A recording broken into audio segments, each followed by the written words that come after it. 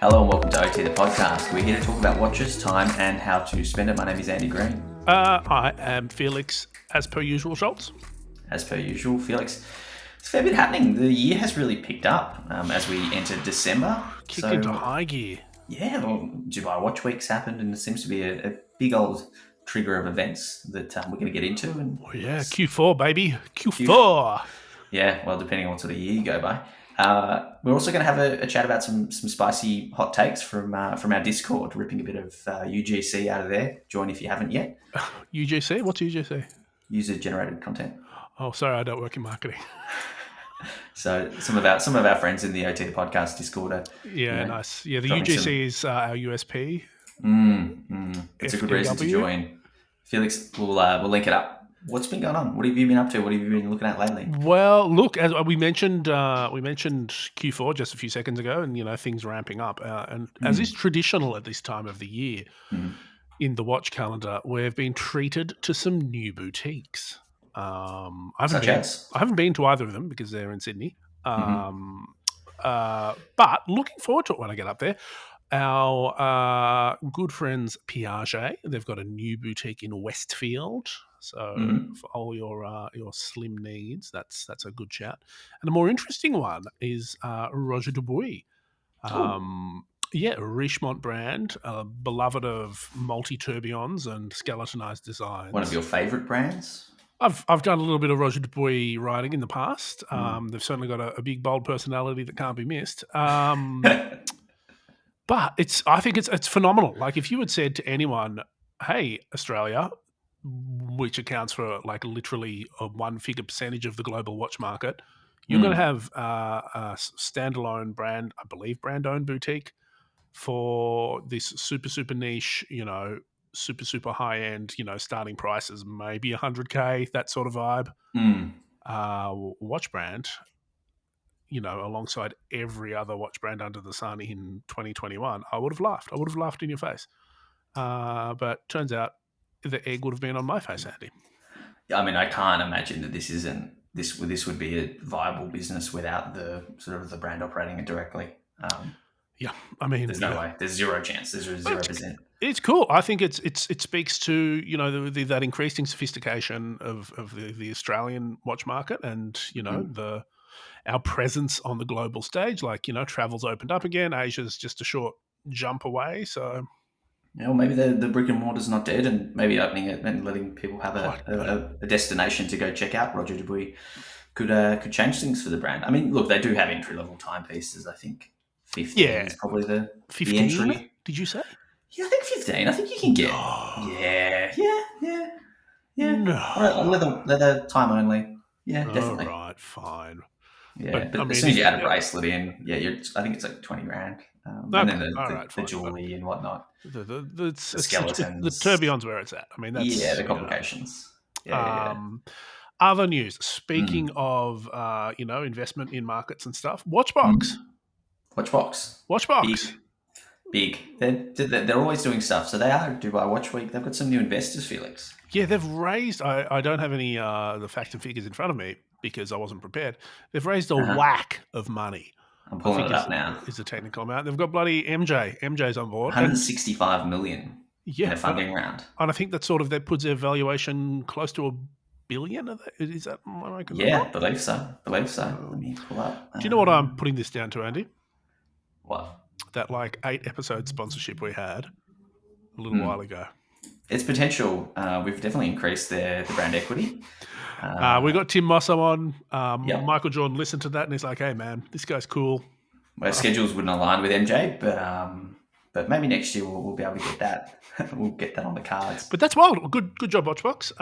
That's it's that landscape of the secondary watch market is just exploding. Like everyone's Watchfinder and. They're saying net revenue for this year's on pace to be 300 million. Net. Which is net revenue, yeah. So nice. So that's taking out the cost of buying the watches. Wow. Yeah, right. Yeah. But there's more. Let's stick with America because and this is going out to a very special man in our lives. Who's that? Christian Van Deur. I don't know if I'm saying that right. I think that's okay. Yeah, I mean, past the Dutchies. who has a very special role. I believe his semi-official title is Breitling USA's flight liaison. So Christian, hello Christian. He's on our Discord. He's a lovely, lovely guy. You know, an Aussie who lives and works as an air traffic controller in the States. Charlotte, I think. Charlotte, is that the place? Yeah, that is a place. That's where he lives. Yeah, sure. So if you see him on the streets of Charlotte, give him a wave. If you're flying past Charlotte, do some, breaker 5-9. Respect the air rules. Exactly. So he, in his role as flight liaison, he moderated a press conference in Dallas, I think. I tuned into that for the launch of the new Super Avies, which were sort of thematically themed to 4 aeroplanes. Uh-huh. I'm going to be honest here, Andy. Yep. I was more excited about the planes. You love the planes. You love an odd aircraft. Well, these weren't odd aircrafts. These are like the one for me. So they had a Corvette. They had Douglas and something else. But the one that I'm super into is the Havilland Mosquito. There's 4 flyable ones in the world. Very rare plane. Cool because it's got a wooden frame. Oh, yeah. Very, very fast plane. And I've always heard a story, and I think this is true. They used it in World War II they did like super fast runs to Switzerland and like got Swiss watches and, watch components for use in like... When the AD calls, you got to this was like when it wasn't safe to be flying over Europe, but they did it because they used them either for bomb components or for like timing devices and stuff. They used these planes because nothing could catch them. I could be making that up. I love that your sort of interest in planes is escalating as the years go by. I never knew that you had any... I don't know if it's... I'm rediscovering it. Like when I was like 10, I had like model planes and shit, Did you ever do that? Did you have that? No, but I'm excited to see where this takes you because I feel... like, I don't know. Like I've known people that have flown or like had that sort of... Like some people like classic cars and... Are you going to get a pilot's license? No, I don't think so. Well, I don't know. Maybe I can see it. I can see Captain Schultz. Me and Christian. I nearly caught up with Christian in person about 5 years ago in New York. Have you never met him? I've never met him. I think I met his uncle. I think I helped his uncle sell some watches at one point, randomly. And he was like, "Oh yeah, I'll just like fly into New York and meet you from Charlotte, just the streets of Charlotte." I ran into him in Basel of all places. Like unexpected, like we just, we've never met. So, well, I mean, I think he was already had a relationship with Breitling at the time, so that's cool. Hey, last bit of my news on my news' front. Guess who's back? Hype is back. HYT. Also, Hype is back because HYT is back with none other than Davide Serrato at the helm. So hold on. How is HYT back? I don't know. They're just back. Didn't carry by it? No, that was Urban Jurgensen. Who's involved with HYT? Davide. Yeah, he's the creative director, right? Yeah, I think he's the boss now. Boss. The chief. So Davide is so he's got an interesting background. Panerai, he was back in the day, worked in marketing, I think. Most famously stepped up as a role at Tudor. So the Black Bay was sort of launched under him, and he had a long sort of stint as Tudor's like go-to face guy, talking about the legacy of the Black Bay and all that. Then he went over to Montblanc and headed up the watch division after Jerome Lambert moved up in the world. He disappeared from there about last year, and now he is back at HYT. Which is interesting, and we will watch with bated breath. Maybe we should get him on. He'd be a good guy to chat to.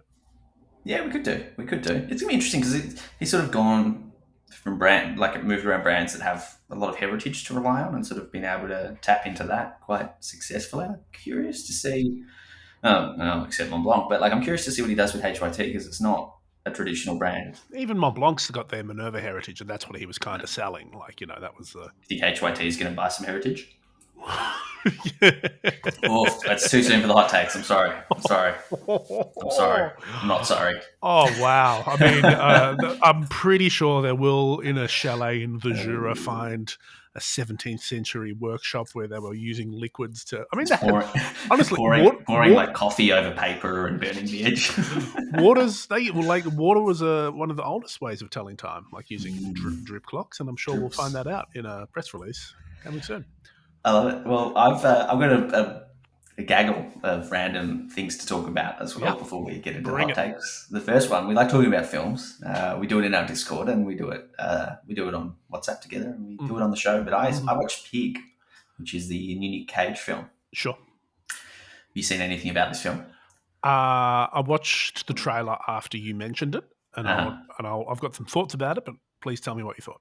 All right, so the one sentence description: living alone in the Oregon wilderness, a truffle hunter returns to Portland to find the person who stole his beloved pig. Sure. Now, you're expecting some sort of Taken action. I was actually thinking the Simpsons movie with the spider pig, but yeah. It was an interesting film to watch. It's been rated quite well. Rotten Tomatoes audience score is 84%.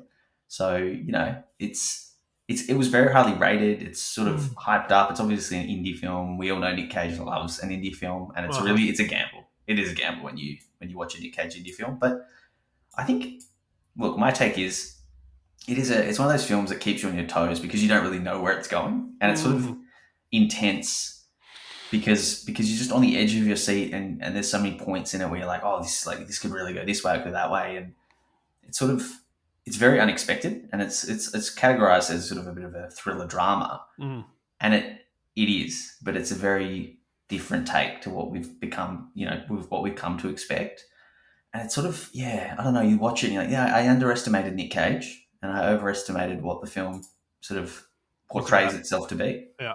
What's your take on the trailer? Interesting that you say you underestimate Nick. I never underestimate Nick Cage. I think he is an incredible actor. Like he's bonkers. But I think he's really, really great. And I also, based off our discussion the other week of Red Notice, is I'm very suspicious of trailers. Like as a trailer can be made to sell it something that it doesn't really represent the film.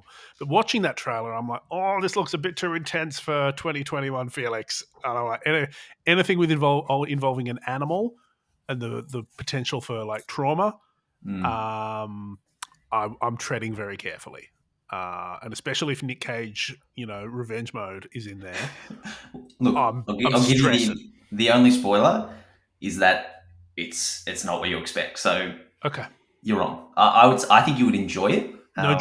Where on a scale of Babe to John Wick, where is this? Well, that's what you're expecting. You're expecting John Wick, and it's neither. Like it is. Okay. It's really just I was looking at other people's reviews, and someone sort of pointed out there's some really profound messages about life in the viewers that are kind of willing to watch it. It's an hour and a half. It's not long. Sure. It's really not like, you're not like clenching. You're not like sweating. You're just kind of like. Well, don't speak for me. Yeah, well, I'll let you know how we go. I don't know how you react to Nick Cage, but yeah, that's fair. Always clenching with it. He's very good in it. He's very good in it, and it's sort of like it'd be really easy to say, oh, he's just doing this to pay a tax bill or whatever. But no, this is a very. That's what he does. Like he's always done oddballs. Yeah, he's so good. He's so good. All right, what else? What's next? What else is going on in your life? So we need to talk about this because it is a auction that is ongoing. It ends, I think.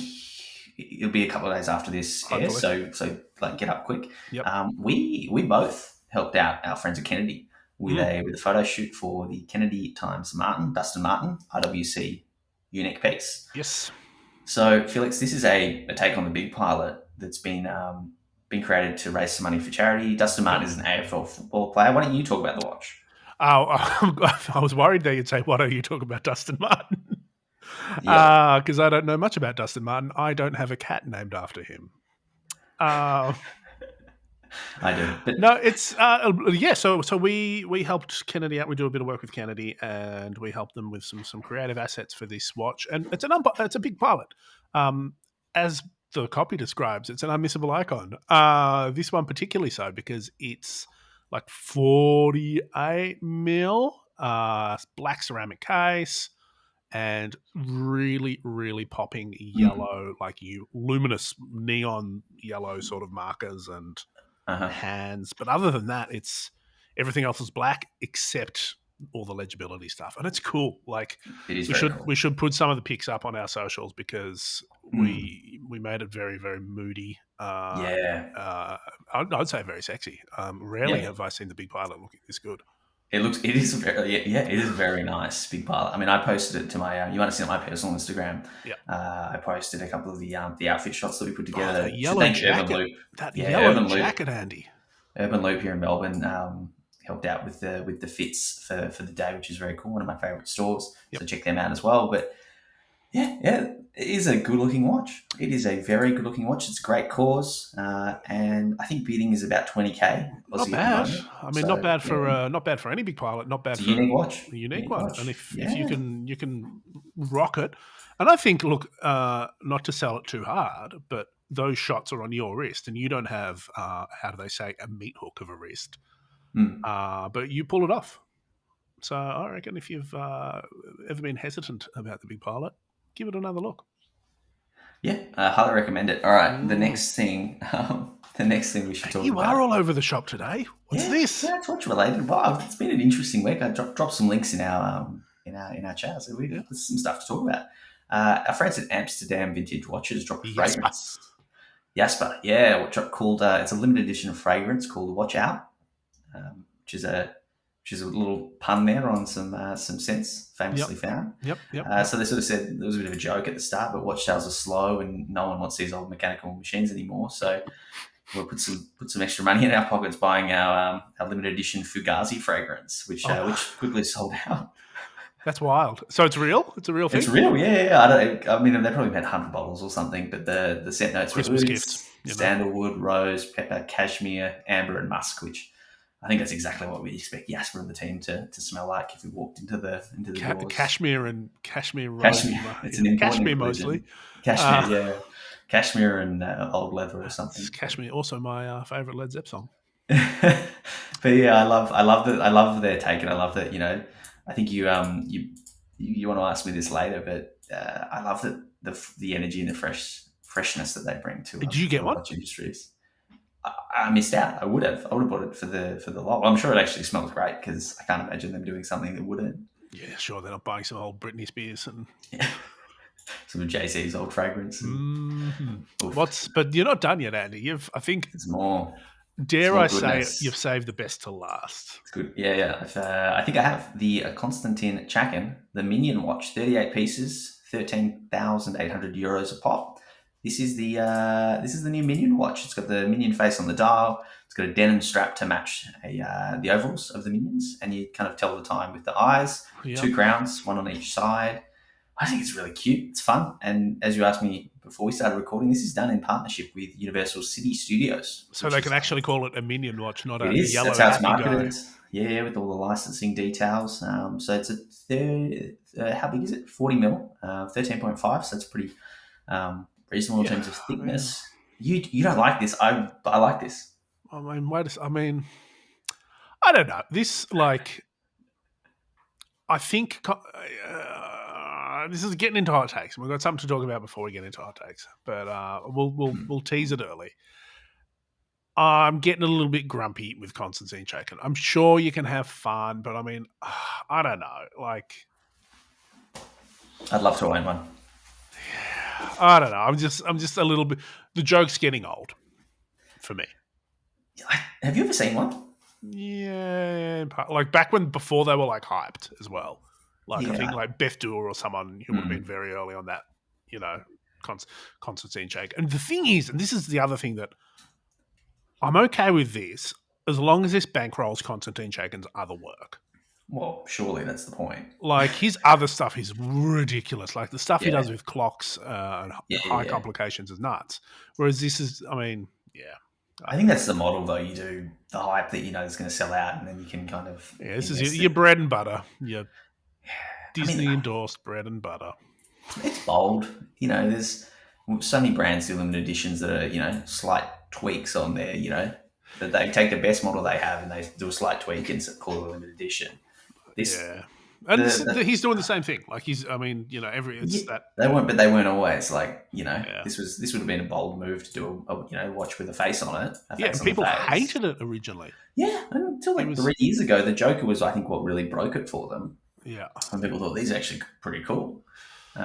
So is he milking this a little bit? I don't know. Yeah. I mean, I'm just being a bit grumpy. Look, to be honest, it's fine. Like I just get a bit grumpy about it.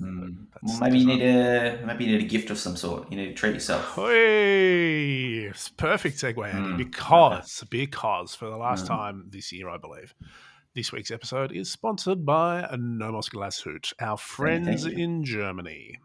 Our best friends in Germany. Oh, I mean, Jenny L's over there. Yep. I've got some family over there. Our best friends in Germany. Felix. Sure. Okay. And we are in a sec going to do some fun hypothetical gift giving, and also the advent calendar is now live. Amazing. We talked about last week. So yeah, get on that advent calendar. But before that, they have got a new watch, two new watches actually, the Orion Silver and Gold.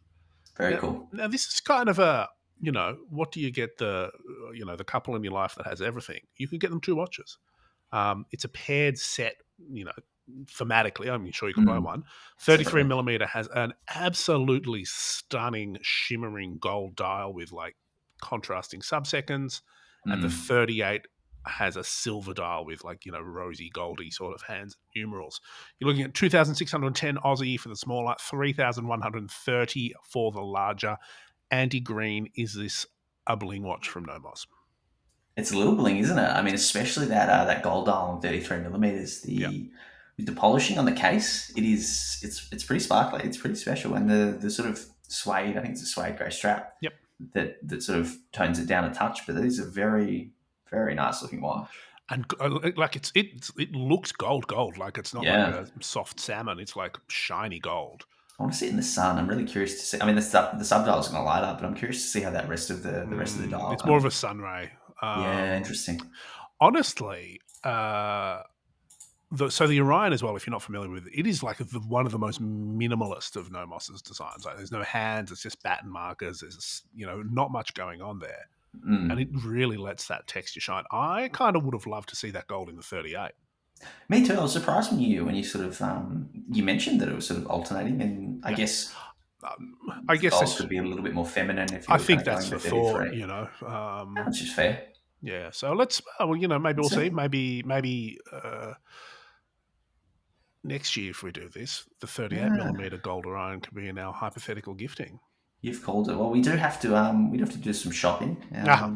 What are the rules, Andy? It's Christmas. We've had a good year at OT. Sold a lot of t-shirts, and I think it's time. We pick something for each other from the NOMOS watch collection as it stands. So why don't I start with a couple I think would really suit you. And am I picking out of three, or are you picking one for me? I'll give three that I'd sort of dance around and then kind of fish for your opinion before really committing to the gift. Because it's an important milestone to mark, and I don't want to get it wrong. But the first one, we've talked about this watch. I know you're really into the bracelet, so I'm going to throw out the NOMOS Club Sport Neomatic 42 date in black on bracelet. Boom. So it's reference 781. 55.80 is the price, Aussie dollars. Yep. I know you like this bracelet, so I thought it's cool. It's a deep black dial. There's a little bit of gold on there. Really nice lume. And of course, hard to beat. It's a bit bigger, 42. You've got the meat hooks, as we've clearly identified. I think you could pull it off. Yep. So that's the first one I'm thinking for you. Sure. Not committing. I'm not locking that in yet. Okay.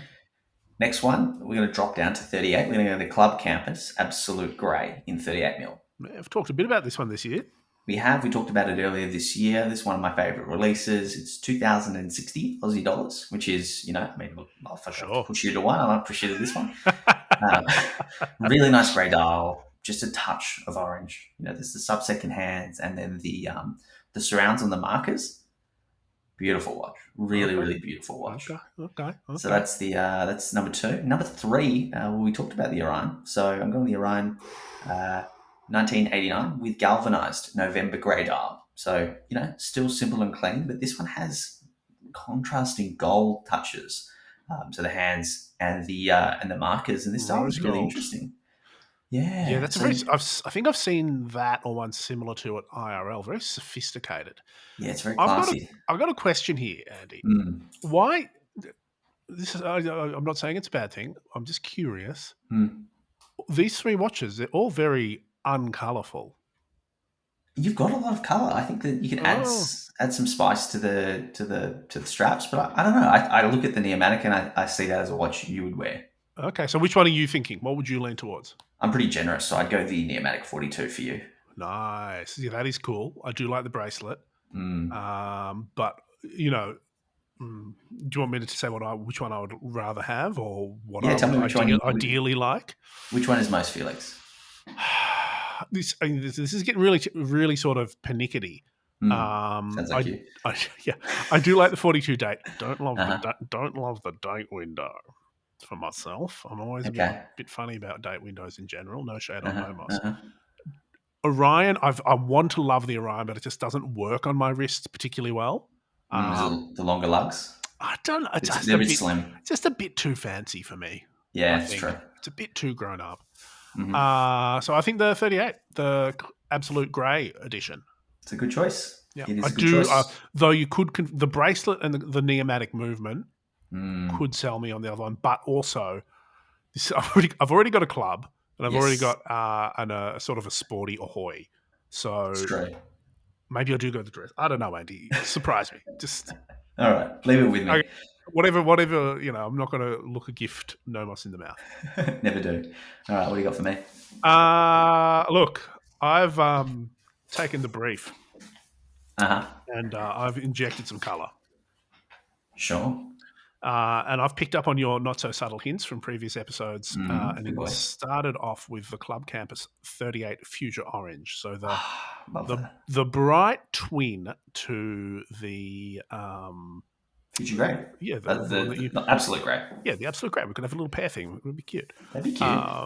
That same price, 2060. Mm-hmm. Exceptional price. On the other end, keeping it round for now, the Tangente Neomatic Midnight Blue. I Love went that this watch. one. I was thinking about the Sport, the update with that little green lozenge, but then I'm like, no. But I went with this one because you've got a lot of sort of sporty cases. You don't have anything a little bit more dressy that I can really think of. Yeah, not really. I mean, I do have a NOMOS club. But I mean, this is sort That's of not dressy. another. This is This is another dressy, sort of dressy. show. And it's a bit modern with that dark grey dial and that little pop of color on the second hand. Very very cool. The third one, and I'm going to out myself here by thinking this is my favorite. I've gone left field. I've gone with a watch that might be considered maybe more of a woman's watch, but fuck it, I like it. This is the Nomos Tetra Azure. Lovely. $2,850, 29.5 millimeter square watch, as the Tetra is. Got fancy double-stepped lugs. The Azure one has, I'm going to describe this because this is part of a sponsored thing, as a sort of an eggshell blue that is reminiscent of a famous jewelry house. What do you think of those three? I mean, all good choices. I'm a massive fan of the Future Orange Club Campus. I think is one of the cooler watches to come out this year. I'd recommend if you can go check one out and do it. Neomatic, I've always been a fan of. It's sort of it's a lovely watch. Yep, but I like the Tetra. The other thing I liked about this one is that it would pair very nicely with that other famous pink dial you have. It would be very could dual wrist them. I like the Tetra. I think it's a bit underrated. You don't see them around that much. It's a little bit more of a unique, and it's just that pure square case is really interesting, and 29 mils, but it's going to wear completely different. 29. I don't think that's. I'd have to see it. Like that could be the make or break on the wrist. I'm looking at the website, and there's it looks great. It looks great. And there's another cool one that I was tempted by that was like sort of like a wild mint lime yellowy green color. But I thought honestly, I want to see the colors of the Tetra move on to the broader NOMOS collection, because I think some of the best colored dials sit within the Tetra. Okay, NOMOS, if you're listening, that's your challenge. Maybe 2022. 2022.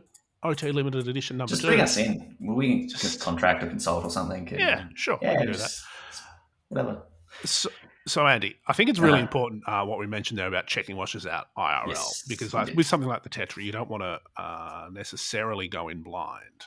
No. And while Nomos, online great experience, the shipping is free, it's flawless, Mhm. and returns are always possible. If you do want to check them out in person and you are in Australia, you can do that at the Hourglass. You can do it at Love it. Monards. Or you can do it at Master Watchmakers in Sydney and get work out if that 29mm Tetra is right for you. I think it will be. And we'll link everything up, Felix. Yep. But head to nomos-glashütte.com. That's Yep. NOMOS-GLASHUTTE.com to check out, all of these versatile and lovely Nomos watches we've discussed. Just in time for Christmas, Andy. Just in time for Christmas. Well, Felix, we did say at the start, and there's been a little bit of, heat simmering away, but it is time to talk about some hot takes. All right. And these are all from our Discord. So another plug for the 18th time, join our Discord. It's fun. Sure. We have a whole thread dedicated to just hot takes. And, So and look, this as I don't know if you've ever heard of this before, but this is UGC. UGC. This is a little example of UGC here. What we've done is we've Milk in the community. we've screenshotted a couple of the ones Yeah. that we think resonated particularly well, and we've got to chat about them. So what's first off the First up, Chapek are crazy underrated. Yes, and the follow up to this is, if I was going to put my money on what would be the next really hot watch brand, Chapek is a good guess. What are your thoughts? Yeah, I mean, this is probably a lukewarm take to begin a hot take with, but yeah, I don't see too many arguments here. They're on that sort of, if Jean is the top of that trajectory at the moment, and they're 30 years in or whatever, Laurent Ferrier is maybe 10 years behind them. Chapek's maybe going to peak in, I would have said in 10 years, but maybe things are rapidly accelerating. We're going to see the Chapek hype train moving into bullet mode. Yeah, I don't know. Like didn't they do like quite an odd limited edition of the Antarctique? They did one with Fratello that sold out like in minutes. Yeah, I mean, look, what works for them is that they don't sell that many models. I think they've got like 6 models, so that's sort of a good sign. Is they're not spread out with 20 different collections and trying to bank on one of them being big. Silly of them too. Their watches are nice. They do lovely dials. The movements are gorgeous. Integrated vibe already.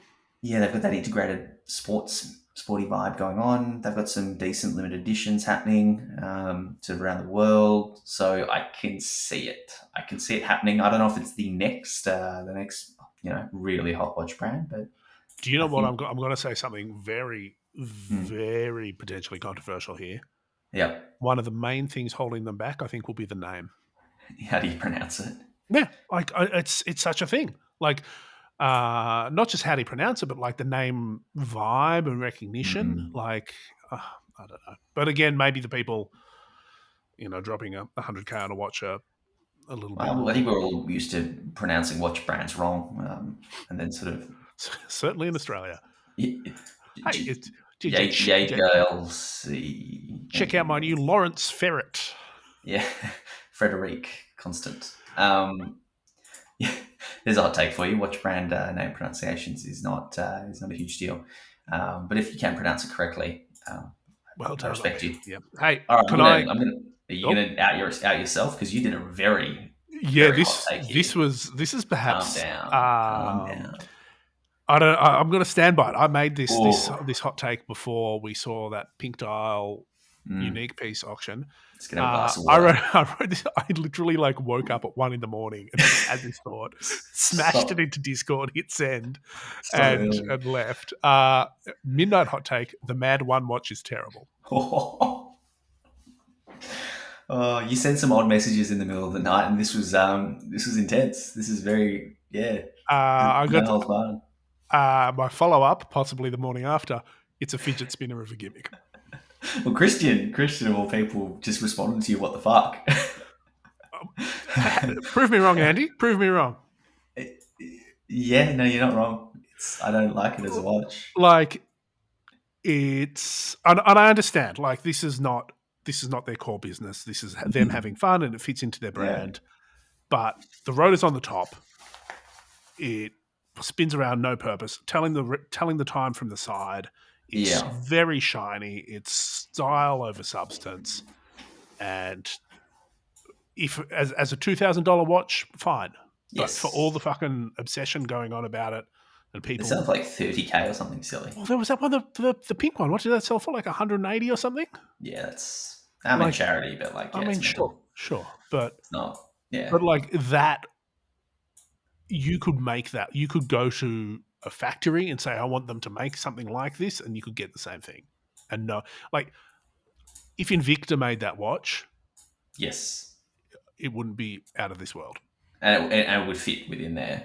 Yeah. Yeah, you're And right. again, it sort of fits within MBNF, and I'm not trying to, be rude to MBNF this, because I know that they did this as a sort of a fun, not so serious thing. But yeah, it's not. I don't love it. On that note, make sure you do check out our chat with Max Buson from MBNF. He was lovely to talk to. And we might have to get him back on to sort of, Fuck. you know, Also, fight, if we fight listen back. to it, it's probably me in there going, I really love this watch. I think it's great. Yeah, we should check this. Are we friends? Oh, I think we just specifically, yeah, we're not friends with him. I guess We're going to see that. We're going to see the Andy Green edition. That's right. that's true. It's 9 more years. It's going to Okay, be a fidget spinner. so we've got another hot take. Here's my hot take of the day. Versatility and timelessness are flaws, not quality. Essentially signs of stifled ambition and solid general performance, but excellent in nothing. Wowee. So this is a series of hot takes from Pete, which I particularly loved, because Pete starts with one side of the argument and then eventually turns around to the other side of the argument. Pete is from Not So Obvious Watches, so check out his YouTube channel as well. Great guy. He flip flops hotly. Well, I just think he's got strong opinions loosely held, as James Stacey famously once said to me. Yep. And that's good. That's a good thing. You come out with a hot take and are sort of actually open to a discussion and can have your opinion changed. So I think that's because solid. 24 hours later, he was already arguing against himself, because I immediately I think everyone immediately said, okay, so a versatile watch is a design flaw. What about something like the Datejust? And then he's said, while a technician would always prefer to use, and this is like an engineer sort of life thing, an exactly fitted socket, sometimes you don't have that, and you need a really well-made adjustable wrench.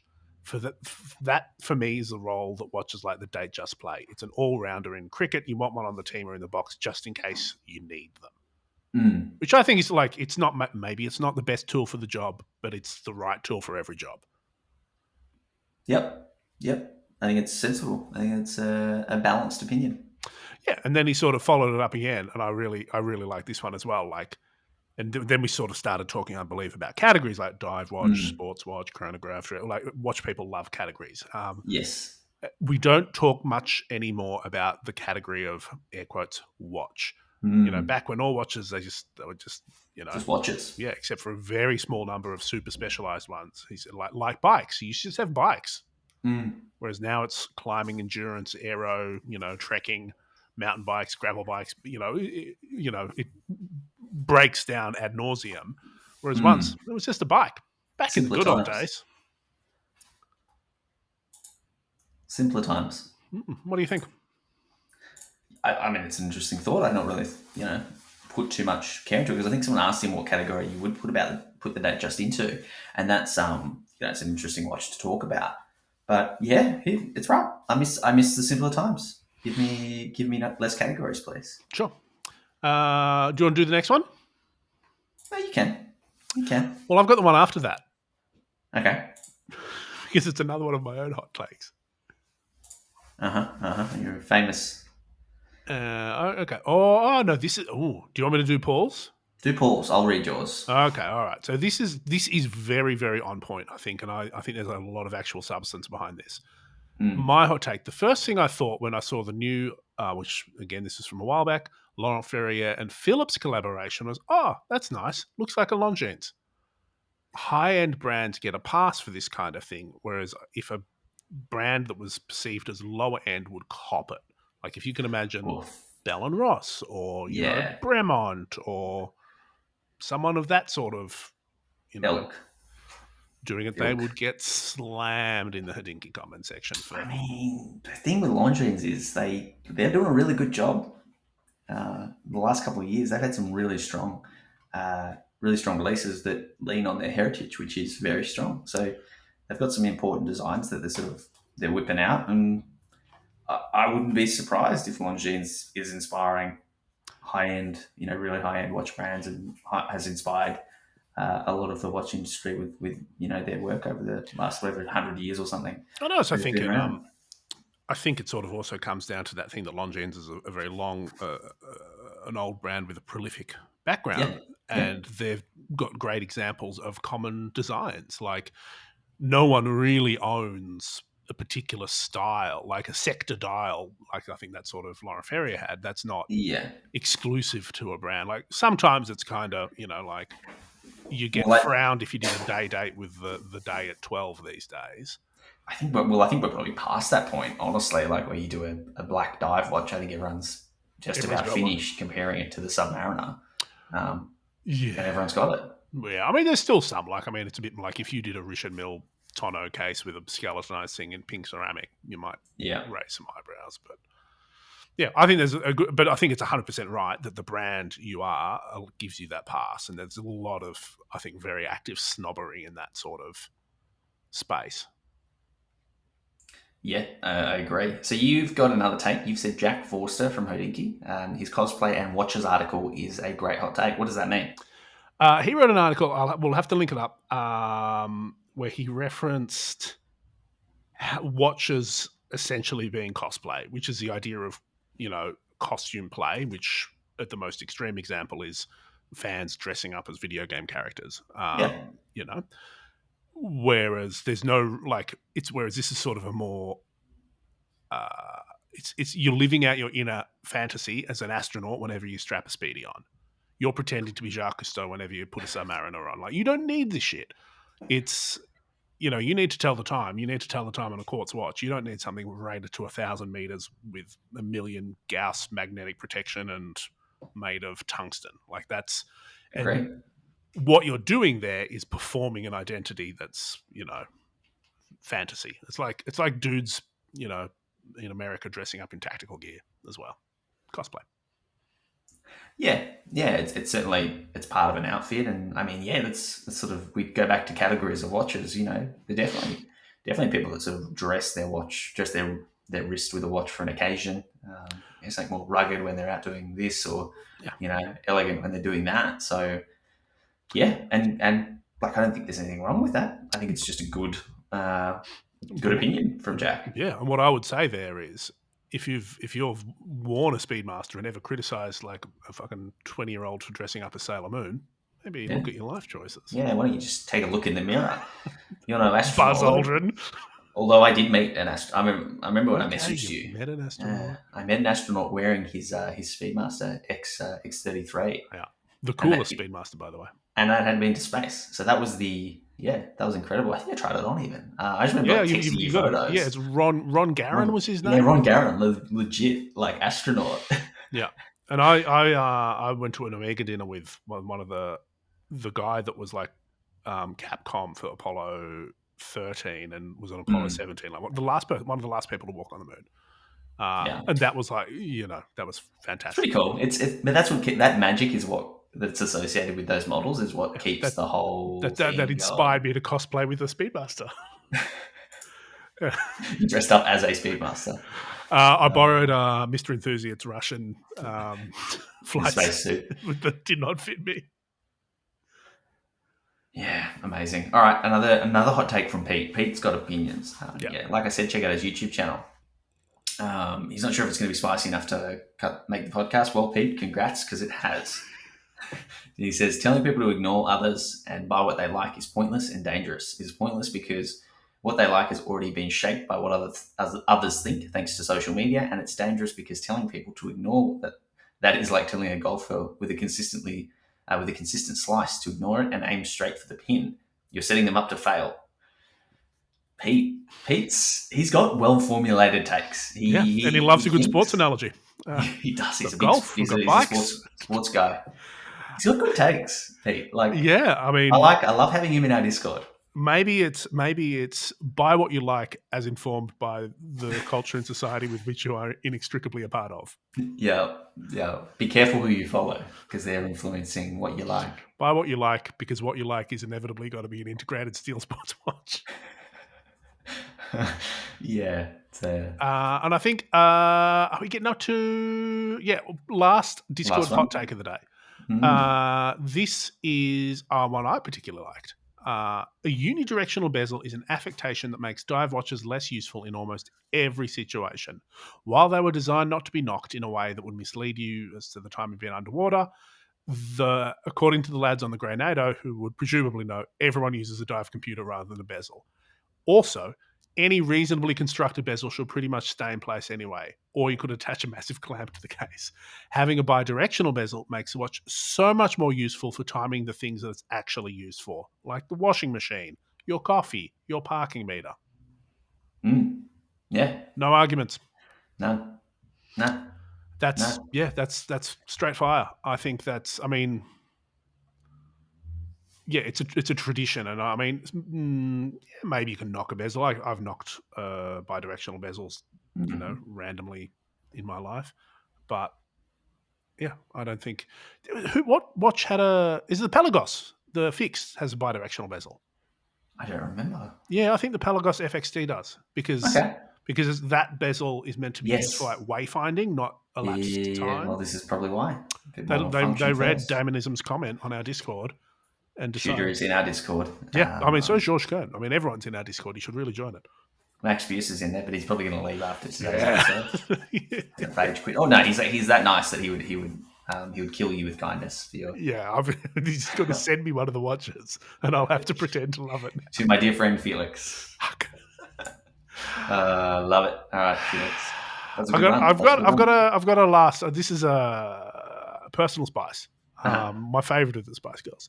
How do you keep the passion alive? Not in our relationship. I know how we keep that passion alive. How do you keep the passion for watches alive after so many years, Andy? I look for the fun. So as I sort of said, and that's the reason I put Amsterdam vintage watches in there. Is that I like that it's not so serious, and you kind of dive into this for work and as a hobby, and it gets very serious. It can get stressful, and then you kind of lose the joy. So every time I see someone not taking it serious, that's serious in the business, I really enjoy that. So I just look for that stuff. And, obviously the podcast is great because we get to talk to new people. We get to find out fresh opinions, Yeah. New insights. And yeah, that's probably how I do it. What about you? Well, I just become grumpy. Yeah, evidently. No, you just remind me of this saying, and I can't quite remember it. It's like, I treat the work seriously, not myself, like that. There's something in there about how I deal with it. Like, I don't take it I don't. What am I trying to say? Like, I respect all the work that goes into this sort of stuff, and like that everyone has these really invested opinions, in watches, and we're all very serious about this stuff. But it's at the end of the day, it's a watch. It doesn't matter. Like, if you're talking about purchasing it, but also at the end of the day, from a different perspective, if you're making something to sell, you can't be like, oh, why did they make that 39 millimeters, not 36? It's like, well, because they've done market research that, means that that's going to sell more, and that's their job. Like, I think you've got to keep that perspective. Like, they're not out here making every single watch just for you. Yeah. And I think that the perfect watch doesn't exist. No, I mean, perfect watch does exist. Perfect watch for you. Yeah, I just think that you've got to keep it in perspective. I think that's probably a much more, concise way of saying it. Let's delete the last 2 minutes of me waffling. I'll leave it in. Yeah, I know you will. But yeah, and like you've got to remember that. Like, if you're getting hot around the collar, or about that, or you can't stand Hublot, just go, okay, Hublot's not for me. I don't need to worry about that.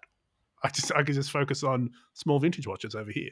Yeah, and that's absolutely fine. You don't need to. There's plenty of nooks and crannies to poke around and Stay in find your the lane. fun. Well, Felix, we're at the end of today's show. So thank you again to NOMOS Glashütte for sponsoring the episode. Lovely Make sure you work. hit the website up to look at all the watches we talked about, and of course visit your local authorized dealer. And get on the advent calendar. Of course, yeah. Win yourself a pen. Take a chance. Yeah, well, I mean, there's some really good prizes. Have a look for yourself, but there's some solid prizes, to up for grabs every day of the calendar. Yep. Of course, Felix, if people want to email us, otthepodcast@gmail. If they want to join our Discord, you'll just link that up. Yeah. I think the Discord's the way to do it. I mean, honestly, you could message us on Instagram, ot.podcast, but honestly, it's probably going to go in that other folder and we won't check it.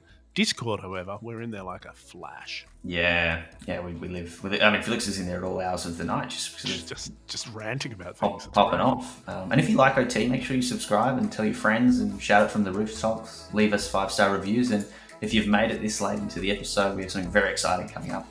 I think next week. Probably next week, week after. Probably next week. It's very exciting. It's probably the most exciting news that we have to tell you this year. Yeah. I'm buying a de Havilland Mosquito. 1 of 4. Felix is getting his pilot's license. I love it. All right, let's get out of here. Cheers.